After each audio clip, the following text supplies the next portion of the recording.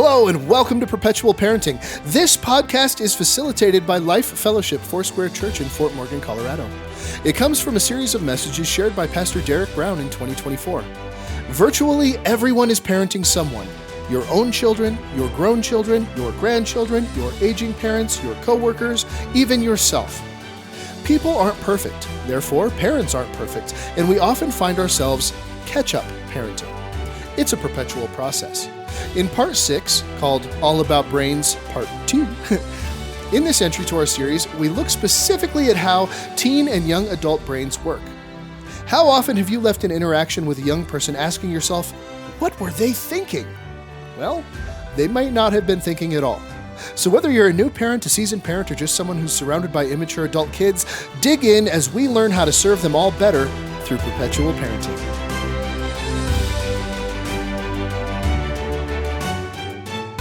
So, we are in the middle of a series where I did not delete part of what I needed to delete, so I got to skip that. That was last week. We're not talking about microwaving turkeys this week.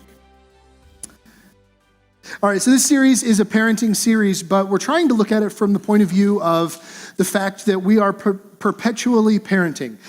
We are constantly interacting with people or interacting with ourselves and find ourselves in a place where we need to be doing parent things for people. Okay, so it might be our actual children. It might be our adult children. It might be our grandchildren. It might be kids that we work with. Maybe they're teenagers that work at your job. It might be your adult parents that are on the other side of things. There's a lot of times where I can't wait for my kids to have to parent me, is what I'm getting at. I got so much payback. When Xander gets his first new car, the very first thing I'm going to do is spill a coffee in the back seat and grab a bag of chips and just smash it really good and then just shake it everywhere. And then I'm going to get a giant glow stick. I'm going to cut it open and I'm just going to do this and get glow stick junk everywhere. And then I'm going to lick the windshield and put footprints on the windows, and what was that last thing? And I'm going to throw a rock on the outside. I'm going to wait for him to be mad at me. He's going to be like, Dad, why did you mess up my car? I'll be like, sorry, it was an accident. And I'm going to throw a rock at the side of his car and put a dent in it and go, yeah. Because that's how payback works. I can't wait for my kids to have to parent me. It's going to be fantastic. It's going to be a wonderful time. If I'm lucky, I'll get to ask them for a diaper. Payback. All right. So we're constantly parenting, and so whether you are a parent or not, you're going to be around people that need parental guidance or parental style guidance. That doesn't mean we walk around saying, you're going to be your dad, I'm going to be your mom, I'm going to act like your dad, I'm going to act like your mom. It simply means that we understand humanity to the point where we understand when people need that sort of guidance. Okay? So if I'm at work and there's a 20-something working with me and they can't put their phone down. A few weeks ago, we talked about how I might be able to interact with this young person to get them to put their phone down and get their job done and feel good about it. Okay? That's kind of what we're talking about. And of course, if you have children, this should apply directly. Today specifically, because, last week we started talking about kind of how the brain works. This is like a series within the series where we're looking at the science of the brain and kind of what it does. And so if you go back and listen to last week, just go back and listen to last week. It was general stuff about how the brain actually works versus how we think it works. So today we're looking at specifically teen brains. We're going to look at junior high, we're going to look at senior high, and keeping in mind that what starts in junior high with puberty and that adolescent moment, what starts there does not end until 25 to 27. Okay, so when we start talking about high school kids, we're not saying that they're done, okay? We're saying that they're better, but they're not going to be done for a while, all right? It's like the ripple effect of a rock thrown into a pond. You know, the initial splash is pretty big. It calms down pretty quickly. But the echoing wave continues for a very long time. And it's the same sort of with how kids grow up. So With Generation X, which some of you in the room are, the look of wealth and prestige was really, really important, especially through the 80s and early 90s, where looking like you had money was the deal. Okay, you didn't necessarily have to have money, but you wanted to look like you had money. And everything that was built, everything that was made, everything that was designed, everything that was popular in that time frame was about looking like you were better than. So you kind of grew up with that as your kind of structure. Gen X was the first latchkey kids because they were the first group where mom and dad both started working. Okay, before Gen X, mom and dad didn't both work. Mom stayed home, dad worked, and the generation was kind of built like that. But Gen X started to have to come home alone, spend time alone, because mom and dad were both at work. They're also a generation that, and really every generation does this to a degree. There's always a little bit of a rebellion situation, but Gen X brought the rebellion situation in the grunge fashion. They said, we're not happy with how the world is. I don't like how individual me is being treated, and I'm going to rage against that. That's why we have Rage Against the Machine, right? That's why we have things like Sticking It to the Man. That was all Gen X. Well, it came before Gen X, but they used it too. All right? So Gen X actually started what is kind of shaking out in our current generations with Gen Z and eventually here Gen Alpha.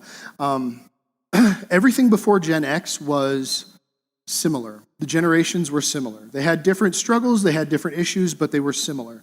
Starting with Gen X, things really, really started to shift. And that was also as the computer situation, the web, the internet came along, that all started to change. It all started with Gen X, okay? Gen X are innovators and inventors because they were born into the 70s when technology was analog. And then they grew up through the 80s and 90s when analog became digital and anything became possible. So Gen Xers tend to look at the world and see possibility and see options, okay? And they made way for the millennials, me. I am a millennial. I just barely made the cut.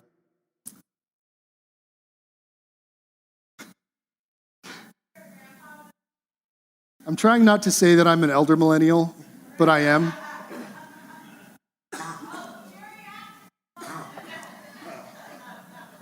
Yes. All right. So while I am a millennial, I lived through a good chunk of the Gen X style situation, largely because if I had any of my classmates that had older siblings, their older siblings were Gen X. And I noticed this interesting thing where if you are a younger sibling, you experienced the previous generation more than you experienced your generation, because you were always trying to be like your big brother, your big sister. And so you would get involved in their things earlier than you might if you were the oldest child. So I was the oldest child in my family, so everything that I did started with me. But I had friends who had older siblings, and so they were more Gen X than I was, okay? But millennials are generally not influenced by money or the image of success like Gen X was, okay? So the vast majority of millennials believe that being true to yourself is more important and it's more influential in life, okay? That is, it's popular to be different and special, all right? So I grew up, and as I was growing up, I wanted to be an individual. I always wanted to be my own person. I still want to be my own person. So music stuff is a good example. If you were to come and ask me, Derek, what do you use for your guitar stuff? We'll have a very, very long conversation about how I made my guitar stuff be me and not anybody else, and it doesn't copy anybody. You can't copy my sound because it's very much my own, and I've worked very hard to make it my own.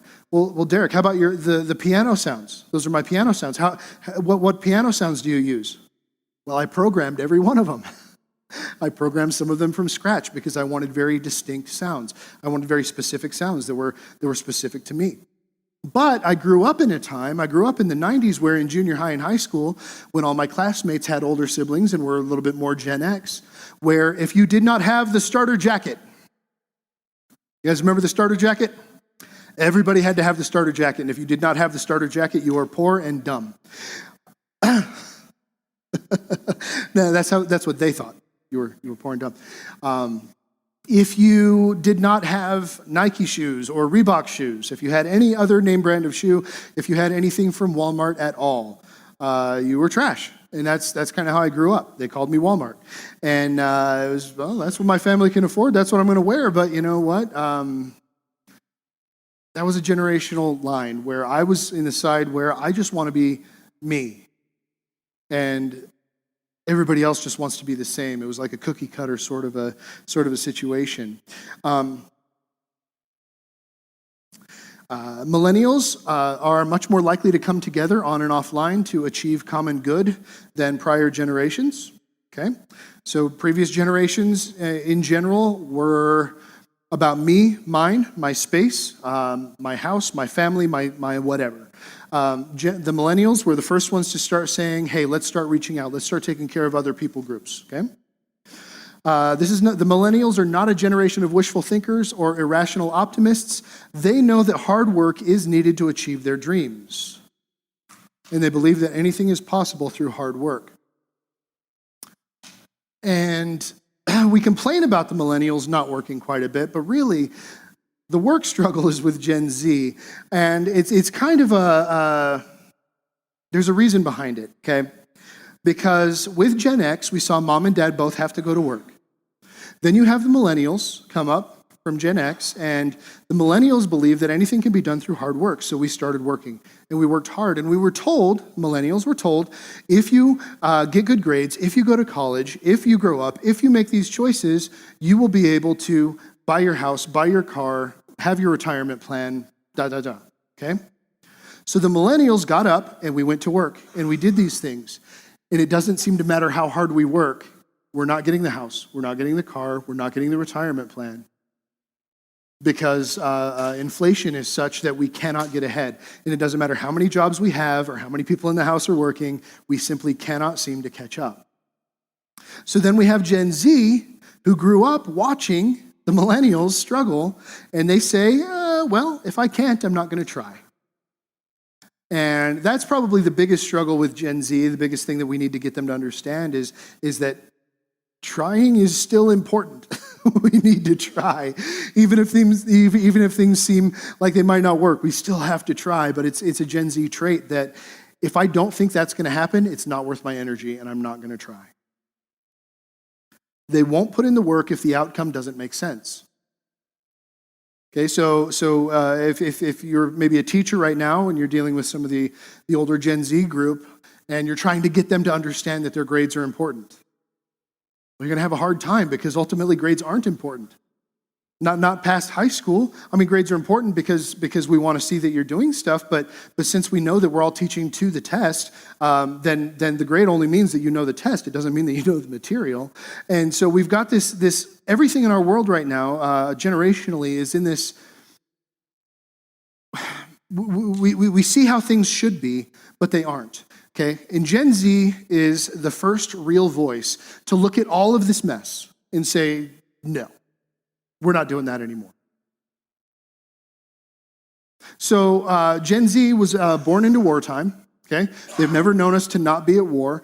They stand and they watch the news. They see what's going on in the world. They see people dying all the time. They see people dying at home. They see people dying across the world. They see mistreatment of people groups. They see malnourishment across the board, and they're enraged by it. So while the generations before Gen X were taking care of me and mine, then Gen X started to say, okay, but I need to be taken care of differently. And so we kind of had the grunge like battle against the man, if you will.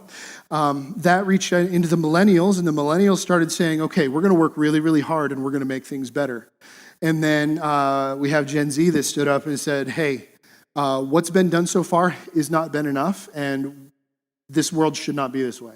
And so with this very, very loud voice, Gen Z is saying, no, this is not how it should be. Our parents shouldn't have had to work that hard to come away with nothing. Our parents shouldn't have to work 3 or 4 jobs between the two of them and still have to live paycheck to paycheck. That's not acceptable. And so as we're moving forward, we see the Gen Z pushing for justice and equality for everyone, period. okay? And it sounds to a Gen X or a millennial ear, it sounds like, well, we want things to be different, but we're not willing to put in the work. Thing is, they are willing to put in the work.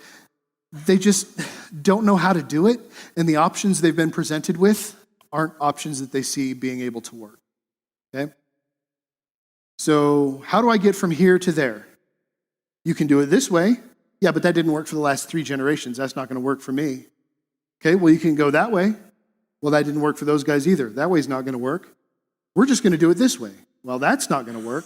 So nobody has a good answer, but Gen Z is actually this amazing voice that I believe God has put on the planet and called for this moment to change everything. And I'm excited for it. But to kind of give a little bit of grounding for the previous generations, I've got a Nelson Mandela quote. If you have your bulletin, it's in there. Peace is not just the absence of conflict. Peace is the creation of an environment where all can flourish. Where all can flourish, regardless of race, color, creed, religion, gender, class, caste, or any other social markers of difference. Okay? So peace is where every person, regardless of anything, can flourish. He continues, religion, ethnicity, language, social and cultural practices are elements which enrich human civilization, adding to the wealth of our diversity. Why should those things, why should they be allowed to become a cause of division and violence? We demean our common humanity by allowing that to happen. Now, Nelson Mandela is a pretty smart dude. And he's kind of, so to the Western, to the American mind, peace is get along. Okay, if I want peace in my house, I am shutting down the fight between my children. I am sending them to their room. That is peace. But ultimately, that's not peace. Nelson Mandela here is saying that peace within my home is that my home is built in such a way that both of my children can speak their mind, can share their thoughts, can argue and grow from it.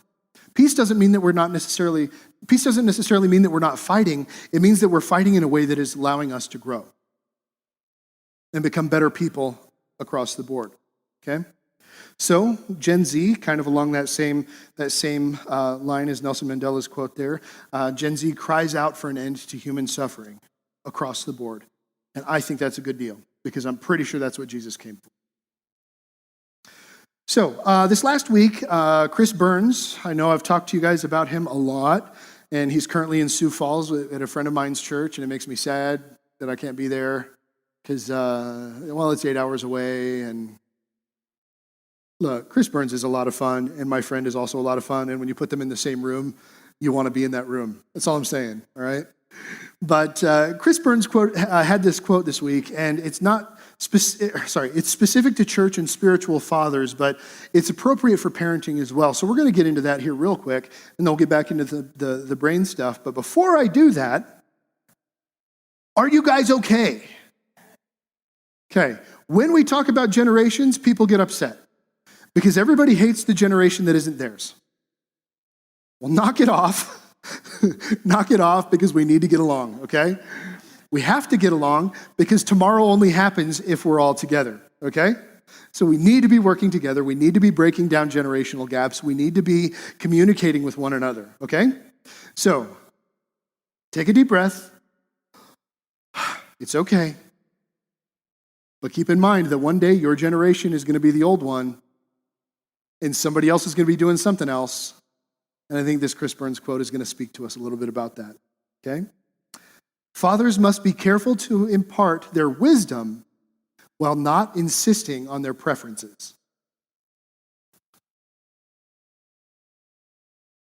There's a lot more to the quote. I'm stopping here for just a quick minute because that one hits like a hammer to a lot of us dad-type people.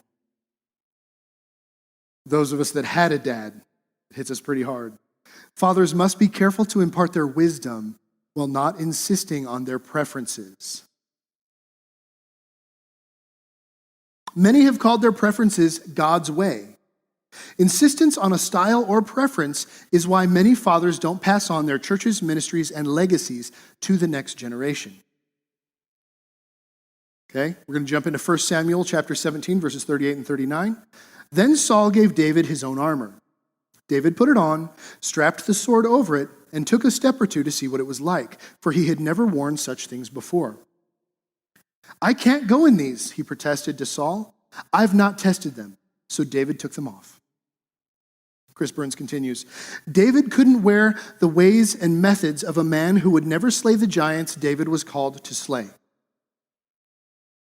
Okay, let's say that again. David couldn't wear the ways and methods of a man who would never slay the giants David was called to slay. Did you guys ever consider that Goliath was a master of war? Like his entire life, he was a master of war.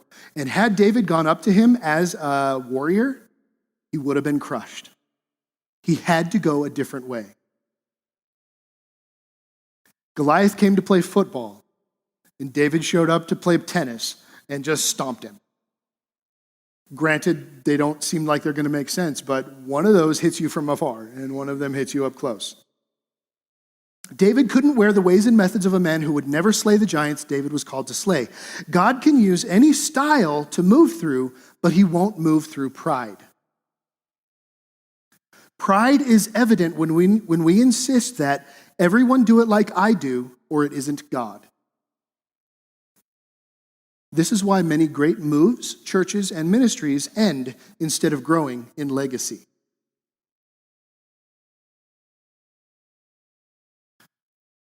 I don't know if you guys have been paying attention, but my wife and I built a house recently. Yeah, I know, right? Like, what? So we built this house, and we would ask opinions on how would you do this part? How would you do this part? How would you do this part? And we would ask different people. And ultimately, especially if they were a contractor by trade, they would say, this is how I do it, and it is the only right way. And every one of them would say the same thing. No, this is how I do it, and it is the only right way. This is how I do it, and it is the only right way. In churches, as the new generations come up for many years, the old pastor has been, as they're training the next group, this is the only way. This is how it is done. If it's not done this way, it's not done God's way. Pastor Kelly did us a great service many, many years ago, before COVID is when he started the discussion. But I've heard that one Sunday he stood up and he said, I don't know what's coming, but it's going to be different. He said, God is calling us into a new phase. Change is happening at Life Fellowship. I don't know exactly what that's going to look like, but it is going to be different. And when Kelly started talking about that, he opened up the ability for me to come in and be who I am. I'm not bound by what was. Now, the wisdom of loving people, caring for the community, the core of who Life Fellowship is and what Kelly and his predecessors built here, the wisdom of that has stayed. I think it stayed. But they gave us room to move forward in a different fashion. Most churches don't get that in a transition. Kelly didn't set us up so that I had to come in and do church his way. He set it up so we could do church the way that God was calling us to do in the next phase. You guys get it? Now, how does this apply to our family? My son isn't going to want to do everything the way that I want him to do. One of the hardest things for me when I was a kid, especially when I was a teenager, is I saw the world in a vastly different way than both my parents did. And I understood the mechanics of the world in a very different way than my parents did. And my parents would expect me to do everything their specific exact way. And it didn't make sense to me why I had to do it their specific exact way, when if I did it this way, it would be better. And they required, especially my dad, required that I take the steps exactly the way that he wanted them to be taken. And it crushed me and it stifled me, and it kept him from experiencing the ease of life that I could have brought him. Okay? There's a reason the generations are supposed to work together. We have wisdom, they have ingenuity. And as time moves on, the older generation becomes more wise, but the new generation has the ability to move forward, okay? Sometimes in church we say that the older ones have the money, the younger ones have the energy. We get together, we get stuff done. I don't like to say that, but it's a little bit true. So, what time is it? All right, getting back to the brain stuff, we're going to fire through this here pretty quickly. And we'll come back to what we just talked about next week as well, because I think it bears some repeating. I think it bears some thought. The idea that as a father, as a leader, it is important that I impart wisdom, but don't force you to do things my way. And for anybody, in just about any field, if your way is the only way, you're probably mistaken, because I guarantee you there are other ways that work. And it seems to be short-sighted to think otherwise. I do a lot of ratchet strap stuff, trailers, trucks, piling stuff up, dragging it around. And 2 years ago, we were doing a thing, and Russ was there, and Jason was there. And if you get in the backseat of my pickup, under Xander's seat, you open it up, all my bungees and all my ratchet straps are here.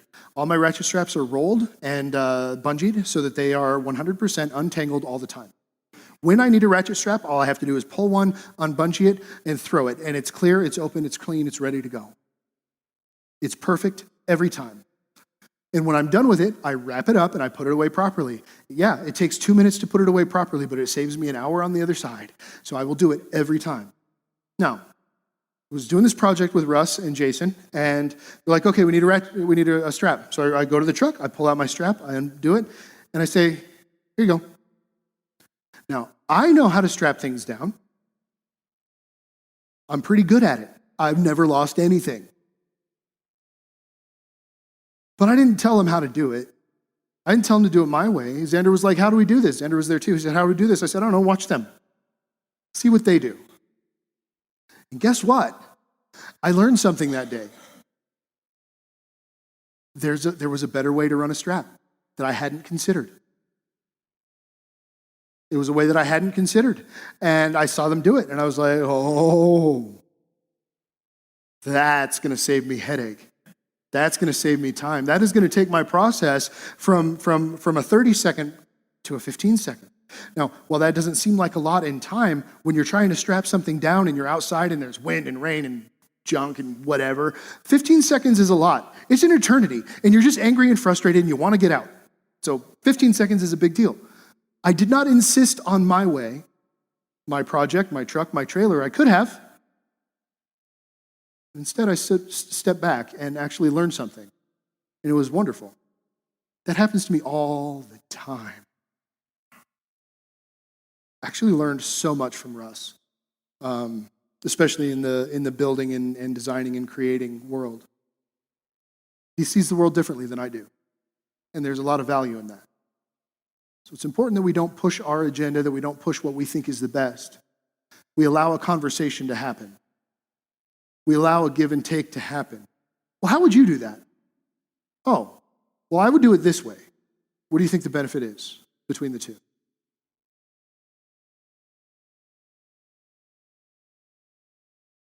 Food for thought. As per Swiss psychologist Jean Paget, there are 4 stages of brain development. Stage 1, the sensory motor stage, that is from birth to 2 years old. This is when intelligence is manifested through actions. Okay? As your baby grows, the smarter they get, the more they move, the more they do, the more they get involved up until the age 2. They move from acting on reflex to using their senses to solve problems. Okay? You know when that newborn baby is like 2, 3, 4 weeks old and they're just losing their mind and you cannot console them and they are just screaming and raging? That rage, I read that a study was done, and that rage was equal to that of someone who's on an adult who's on a murderous rampage. There's that much not control in that baby when they are losing their mind, okay? That it is the same as an adult on a murderous rampage. And so it was like, how could you say that this little baby is sinful? Because if that little baby was adult size, they would kill you. And they wouldn't hesitate. They would rip off your arm and beat you with the mushy end, and that would be it, okay? Stage 2, is the pre-operational stage. This is from ages 2 to 7. The child has the capacity to use language and play make-believe, okay? Playing make-believe is incredibly important. Now, as an adult, letting your mind wander is incredibly important. As a pastor, a large part of my job is daydreaming. No joke. No joke. A good part of my job is to just sit back and wonder. God, what would it be like if we did this? What does the future look like? What could we do with these people? What could we do with this situation? What could we do with this event, with this time, with this night? And it's just to sit and think and run the scenarios and ask questions. Adults, use your imagination. God gave it to you. It's a gift. Okay. Stage 3, concrete operations stage. This is from 7 to 11 years. A child in this concrete operations stage gains the ability to think using limited logic to solve simple problems. Kids in this stage think in terms of facts. They think in black and white, right and wrong, and oh, it's frustrating. But it's where they are, and you have to work with them through it. At this point, parents and other adults are viewed as being knowledgeable and correct on most matters, up until about age 11. And 12 comes, and 13, 14, and 15. Stage 4 is the formal operations stage. This is from ages 12 to 15 years, roughly. That's when the main splash gets over, around age 15, 16. But then it won't finish. The waves won't finish until their mid-20s, okay? In this stage, kids gain the ability to use more advanced logic to explore and solve more complex hypothetical problems on their own. Okay? Kids in this stage gain the ability to use more advanced logic to explore and solve more complex hypothetical problems on their own. They begin to be able to assess consequences of different courses of action. Begin to be able to assess. Begin, all right? A little bit, not a lot. The brain's hardware and software go through a process of wiring or pruning during these years. The brain's limbic system is the area deep within the brain that generates emotions, including rage and fear. With hormones surging during adolescence, the limbic system is affected in ways that can, and probably will, intensify aggressive emotions. Why is my 13-year-old losing their mind? Chemicals. It's all chemicals. All of it. My sweet little daughter just said she hates me. No, she didn't. No, she said she hates me. She said it in the words, I hate you, Mom. No. It wasn't her. It wasn't her. That was the chemical dragon. And it was puppeting her. That was not your child. That was not your child. Looked like it, sounded like it, was not your child. Don't stress it. The parts of the brain responsible for things like sensation and attention seeking are turned on in big ways around the time of puberty, but the parts for exercising judgment are still maturing throughout the course of adolescence. Okay? So our junior high people are very much, for the first time in their life, about feeling things and getting attention for things. Okay, so if I say a joke and somebody laughs, oh, I want that to happen again. So I'm going to do it again. And you're like, the joke was funny once. The joke was funny one time. Do not repeat the joke. You're not going to get the same response. You guys have been around a junior high boy, haven't you? Yeah, you know what I'm talking about. So junior high is actually all about community and learning to fit in, okay? So our 12, 13, 14, 15-year-olds, it's about looking at the world, looking at community and figuring out, where do I fit into this community? How do I add value to the community, all right? So our junior high kids, our junior high aged kids suddenly find themselves feeling all of the pleasure and begin seeking these social rewards that come, or that the pleasure comes from. And thus, they become the psycho children that we know and love. They don't really understand who they are. They don't understand where they are. They don't understand what they're doing or what will happen if they continue doing what they are doing.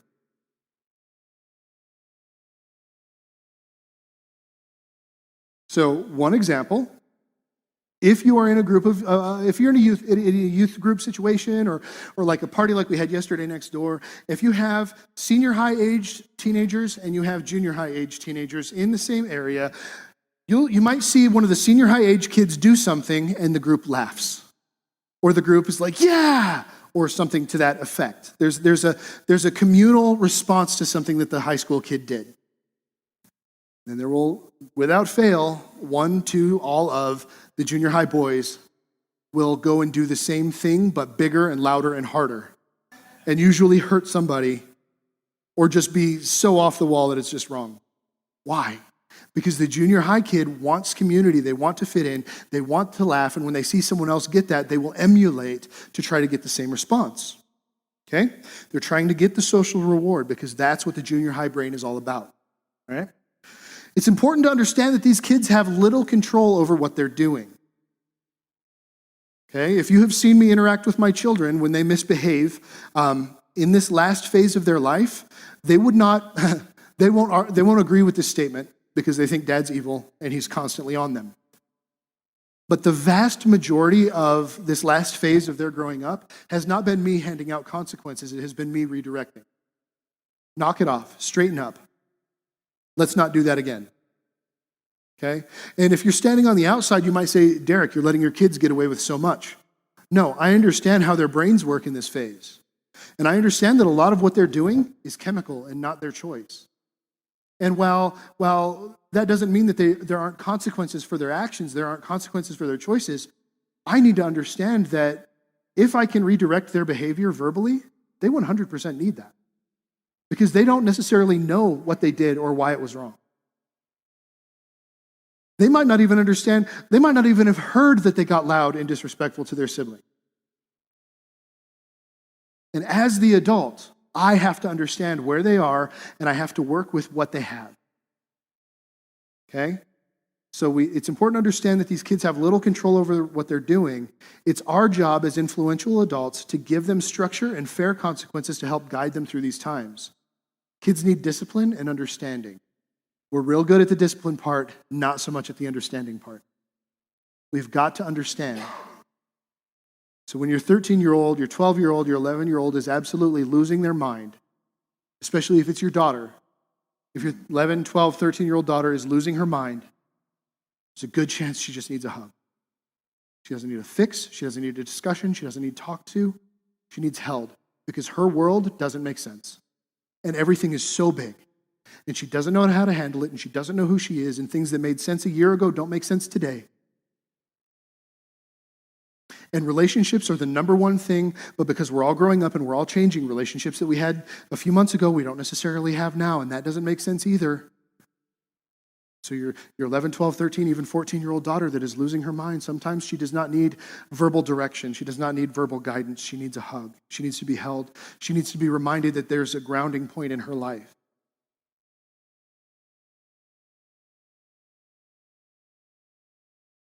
Wise parents learn that while it's important to continue to offer structure, godly advice, direction, advice, and explanations, they should also give their children some freedom to make their own decisions.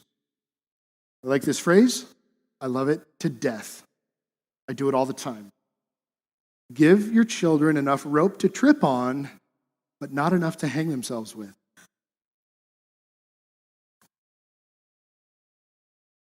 In these last couple of generations, we've gotten really, really good at not giving our children any rope because we're trying to protect them so much. But the fact is, they need to trip. They need to make mistakes while they're at home in a safe space where you can help them walk through the consequences and learn from the consequences. I want my kids to screw up, and I want them to feel safe coming to me when they have.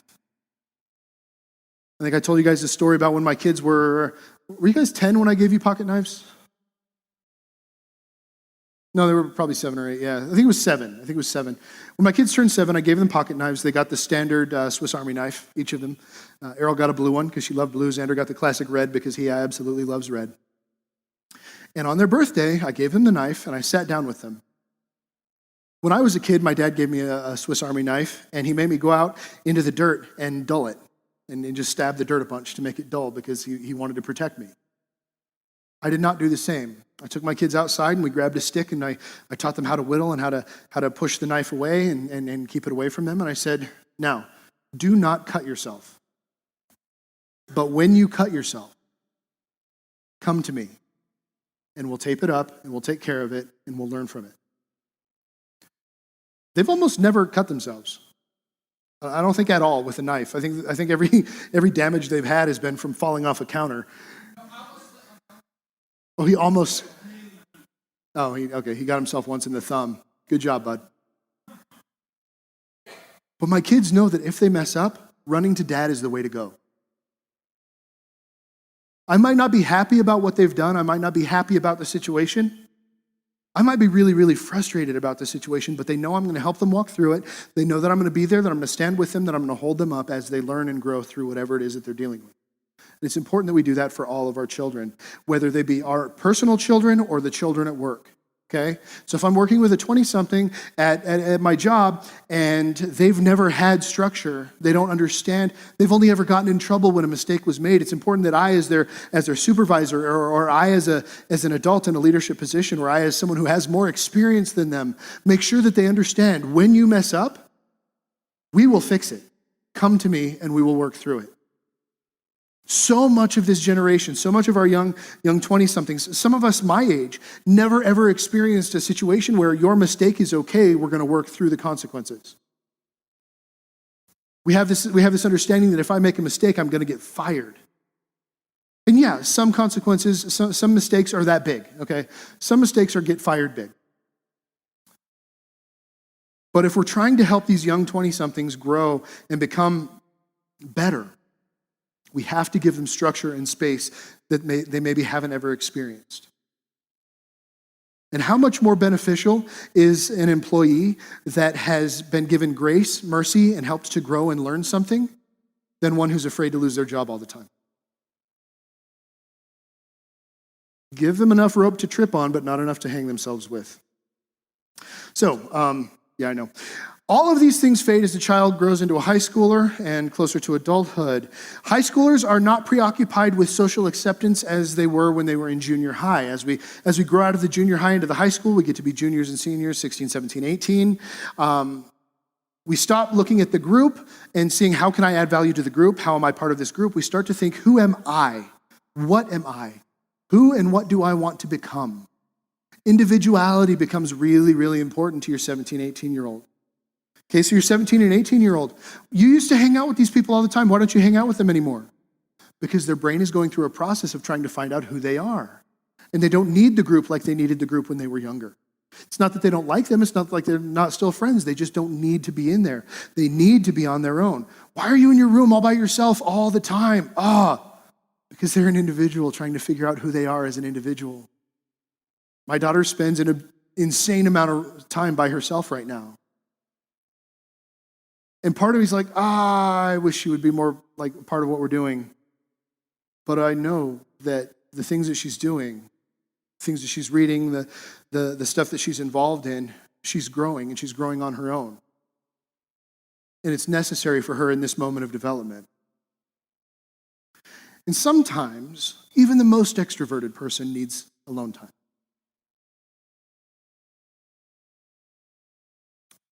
I like this quote, kind of a overarching look at raising people. When they are children, we think for them. As they move into adolescence, we think with them. We do this so that when they become adults, they will be able to think for themselves. By the time my kids were 10, 11, and 12, we were no longer a me telling them what to do. It was an us having a conversation. And if they chose incorrectly, of course, I'm dad. We're going to do it my way at the end. If their way doesn't make more sense, we're doing it this way. But they got to be part of the conversation. And it's important that they get to be a part of the conversation because the previous generations, your young people, it didn't matter how innovative their thoughts were. It didn't matter how smart they were or what they had learned in school. Okay, guys, my dad would say things like, Derek, like in the 7th, 8th grade, Derek, you're learning stuff now that I didn't learn when I was a senior in high school. And then we would go to do something and he would say, you don't know better than me. But I'm going to school I have really good grades. I'm learning stuff you haven't learned yet. Maybe I know something. Maybe. Previous generations didn't give space for that. But what if we give people the voice? And even if their voice, even if what they share isn't accurate, at least they're a part of it. And you're giving them value and you're helping them to grow and be a part of the conversation. If you want a relationship to grow, it doesn't happen when only one person gets to talk. It doesn't. Okay? We want our generations to come together. That only happens when everybody gets to share, when everybody gets to talk. And ultimately, yeah, not everybody is going to be correct on a situation, but we have grace and we have mercy and we have space for people to make mistakes.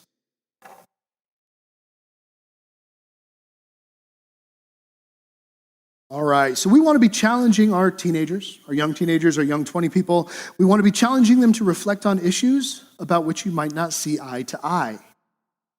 Okay, one of the most valuable things for me is when my kids and I disagree on a subject, for me to say, what do you think? Put yourself in my position. Why do you think I'm making these decisions?